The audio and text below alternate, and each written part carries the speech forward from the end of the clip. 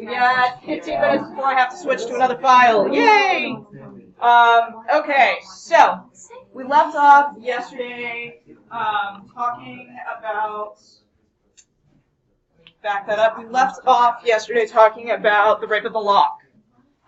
So let's go ahead and take a look at the text that we've got there again. Now, looking at the rape of the lock, we went through the first two cantos. For the record, cantos. Does anybody know what the word canto means? Nope, not chapter. What does the word canto mean? Huh?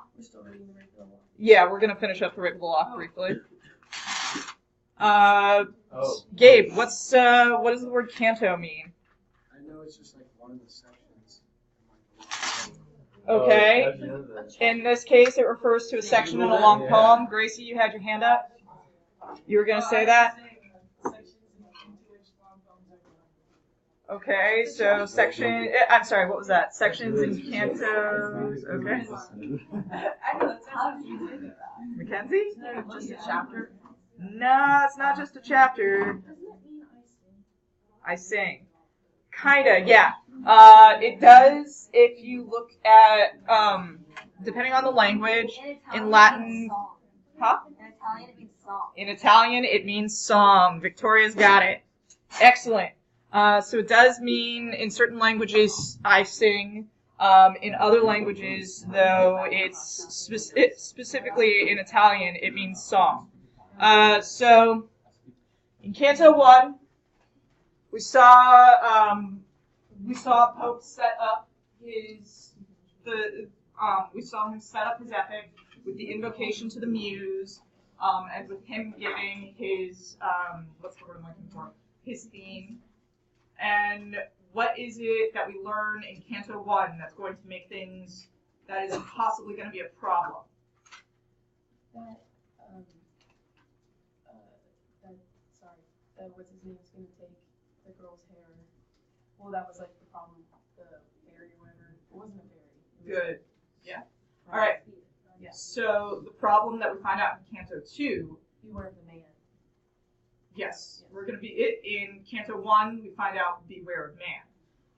That Belinda, our main protagonist, guardian Sylph, Ariel, is warning her, beware of man. Beware of most, but most beware of man.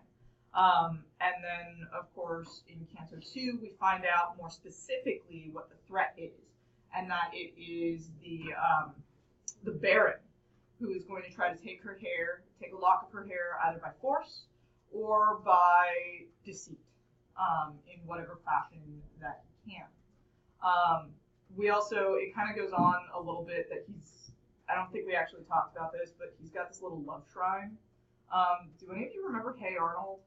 Yeah. Hey, Arnold. Okay, does anybody remember Helga's weird shrine to Arnold with like bits of his hair or like, Band-Aids that she knew he used and gum and all that?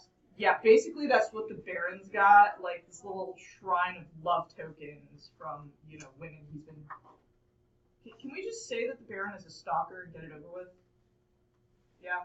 Can we all agree on that? Okay. So the Baron is a stalker. So we have our problem all set up.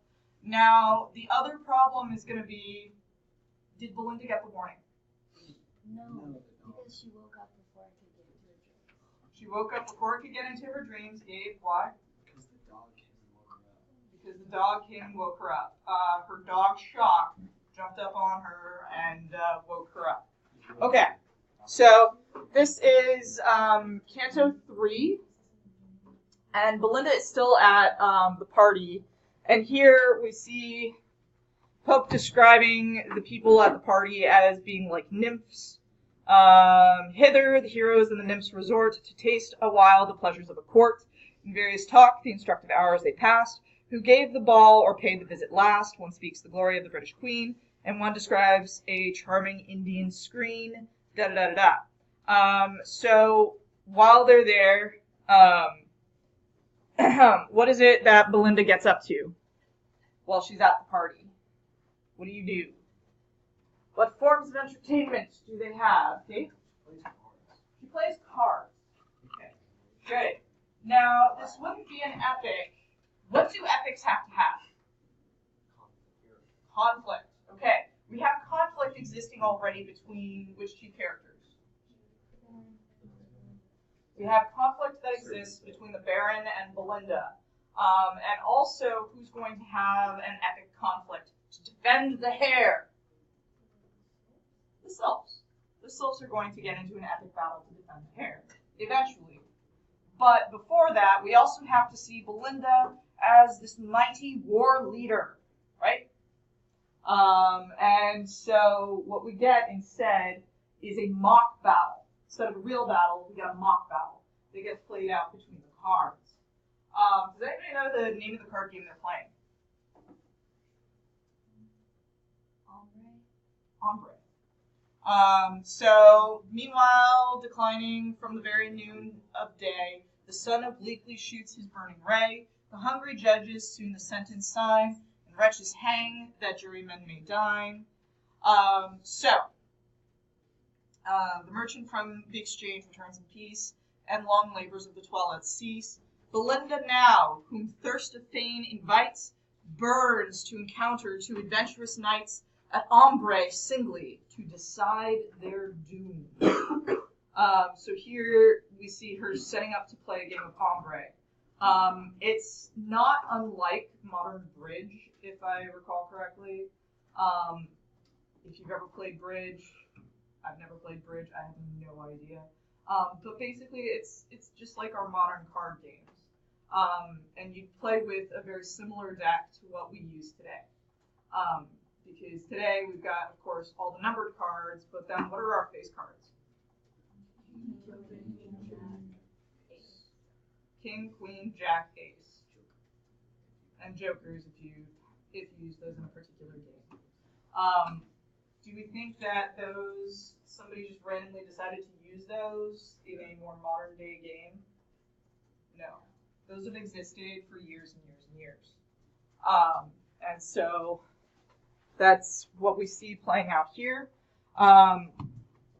And who's going to keep watch over Belinda as she's playing the game? The Sylphs. Each band, swells her breast with conquests yet to come. Straight the three bands prepare in arms to join, each band the number of the sacred nine. Soon as she spreads her hand, the aerial guard descend and sit on each important card. First Ariel perched upon a matador, then each according to the rank they bore. So the Sylphs are there to watch the game and make sure that Belinda isn't going to get tricked. And so we get this game played out in terms of a battle between the kings and queens and the jacks. What are the jacks called instead of jacks? We got it right up here. It's even in italics, I think. Spades. Nope. Knaves. Knaves. The knaves are the jacks. Okay. So, we go through this very long sort of description. And meanwhile, who is nobody paying attention to? Because the Sylphs are concerned about the game. They want to make sure that Belinda is playing well. She's not going to be dishonored by how good or how poorly she plays the game. Who's nobody watching over and paying attention to? The Baron. The Baron. He starts doing well in the game. He starts doing well in the game. Okay. And he's starting to scheme. He's starting to get his plan going here.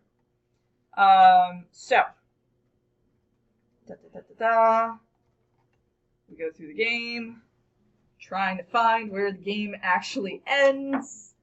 Who actually helps the Baron? Here's actually where we get the description of what happens. Can I have a volunteer to read this down through down through drew near. Volunteer to read. Mackenzie, go for it. But when the mischievous mortals bend their will, how soon they find fit instruments of ill. Just then Clarissa drew with tempting grace a two-edged weapon from her shining case. So ladies in romance assist their knight, present the spear and arm him for the fight. He takes the gift with reverence and extends the little engine on his finger's end. This just behind Belinda's neck he spread, o'er the fragment steam she bends her head, swift to the lock 1,000 sprites repair, 1,000 wings by turns blow back the hair, and thrice thy twitched the diamond in her ear, thrice she looked back, and thrice the foe drew near. Okay. So, what's going on here? Sophia? Clarissa is gonna try and go up and cut her hair. Okay, is it Clarissa that's trying to cut the hair? No. It's the knight. The knight. Who's the knight in this instance that Clarissa arms for battle? Specifically, who's trying to get the hair? The Baron. It describes the Baron as being like a knight, and describes Clarissa as being, his lady who would help arm him for battle. I can't ever recall reading a story where a lady arms a knight for battle, but whatever, we'll go with it. It's fanciful, it's fun. So Clarissa gives him what is going to be the object with which scissors. Good. He's going to use scissors, of course, to cut off the lock of hair. Now, these are very, of course, dramatically described. And this whole thing is actually kind of reminiscent of what that we read earlier this semester, where we see somebody looming over someone's neck. So you're down in the Green Knight. Good. So as we're reading this should maybe call to mind that scene of the Green Knight, hovering over down, waiting to take that chop. Except here, does Baron pull back? No, of course, the Baron's also not trying to cut off, Belinda's head, but it is what it is. Okay, and of course, the sylphs, different little sprites, 1,000 wings by turns, keep trying to blow back the hair so that the Baron can't get it. They try to get Belinda's attention by twitching the diamond in her ear to make her pay attention to what's going on. And then we get this very detailed description. Can I have a volunteer to read this stanza, beginning with the pier now spreads? Gracie? The pier now spreads the glittering vortex, to enclose the water, now joins it, to divide even then before the fatal engine goes. A wretched slip to fondly interpose, fate urged the shears, and tried to slip in train. But ere reception soon unites again, the meeting points that scared her dissever, from the fair head forever and ever. Okay. Now let me go